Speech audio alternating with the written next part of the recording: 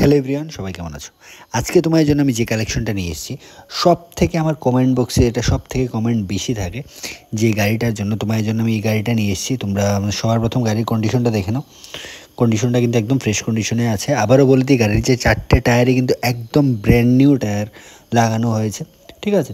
আর গাড়ির কন্ডিশন বাইরে থেকে দেখতেই পাচ্ছ, আমি গাড়ির ভেতরের কন্ডিশনটাও দেখিয়ে দেবো, ঠিক আছে। তাই যাদেরই গাড়িটা নেওয়ার ইচ্ছে, তোমরা দেখো স্ক্রিনে একটা নাম্বার দেওয়া আছে, ওই নাম্বারে বাকি ডিটেলসটা তোমরা জেনে নিতে পারো।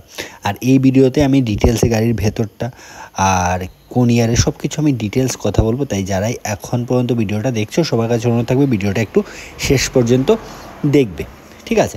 এখন আমি বলে দিই অ্যাড্রেসটা। সবার প্রথম অ্যাড্রেসটা হচ্ছে, এটা কিন্তু ধর্মনগর।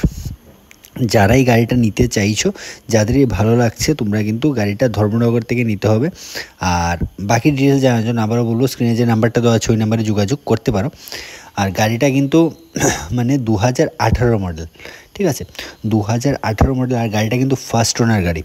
আমি তার আগে অ্যাড্রেসটাও বলে দিয়েছি। অ্যাড্রেসটা হচ্ছে কিন্তু এটা ধর্মনগর। আর এখন আমি বলবো যে গাড়িটা কিন্তু রান করেছে 60,000 কিলোমিটার, কিন্তু গাড়িটা রান করেছে। আর গাড়ির যে প্রাইসটা রেখেছেন ওনার, গাড়ির প্রাইজে আসার আগে আমি আবার অ্যাড্রেসটা বলে দেবো। অ্যাড্রেসটা হচ্ছে এটা ধর্মনগর। আর 2018 মডেল ফার্স্ট ওনার গাড়ি, 4টে টায়ারে একদম ব্র্যান্ড নিউ কন্ডিশনে আছে।